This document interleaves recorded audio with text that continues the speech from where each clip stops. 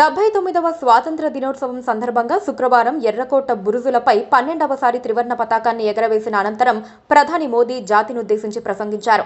Operation Sindoor నుండి అంతరిక్షం దాకా అన్ని రంగాల గురించి ఆయన మాట్లాడారు. ప్రతి రంగంలో ఆత్మనిర్భరత సాధించాలన్నారు. వచ్చే దీపావళి నాటికి జీఎస్టీలో సవరణలు తీసుకొచ్చి సామాన్యులపై పన్నుల భారం తగ్గిస్తామన్నారు. శ్రీకృష్ణుడి స్ఫూర్తితో దేశానికి సుదర్శన చక్ర భద్రతా కవచాన్ని ఏర్పాటు చేయబోతున్నట్టు ప్రధాని నరేంద్ర మోదీ స్వాతంత్ర దినోత్సవం సందర్భంగా ప్రకటించారు. 2035 నాటికల్లా ఈ భద్రతా కవచం పనిచేయటం ప్రారంభిస్తుందని, దేశాన్ని శత్రు దుర్భేద్యంగా మారుస్తామని ప్రకటించారు.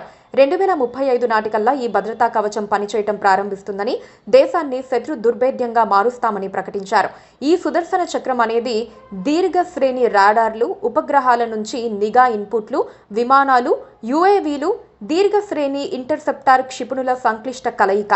మన దేశం వైపు ప్రత్యర్థుల నుంచి వచ్చే వైమానిక ముప్పు దేన్నైనా తటస్థీకరించగలదు. ఈ సుదర్శన చక్రం భారతదేశ గగనతలాన్ని శత్రు క్షిపణులు, డ్రోన్లు, రాకెట్ల నుంచి రక్షిస్తుంది. అదే సమయంలో ఆ దాడికి ప్రతీకారం కూడా తీర్చుకుంటుంది. శత్రువుపైకి మిసైళ్లను సంధిస్తుంది. ఆపరేషన్ సింధూర్ సమయంలో పాకిస్తాన్ ప్రయోగించిన బాలిస్టిక్ క్షిపణులు, సాయుధ డ్రోన్లను సుదర్శన చక్రం భారీగా ధ్వంసం చేసింది. ఇలాంటి భద్రతా కవచాలను దేశంలోని ప్రధాన ప్రాంతాలన్నింటిలో ఏర్పాటు చేయబోతున్నారు.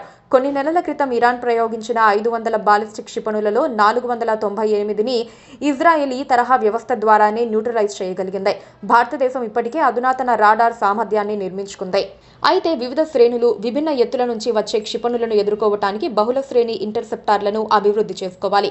మిషన్ సుదర్శన్ చక్ర కేవలం రక్షణకు మాత్రమే పరిమితం కాకుండా తిరిగి దాడి చేసే సామర్థ్యాన్ని కూడా కలిగి ఉంది.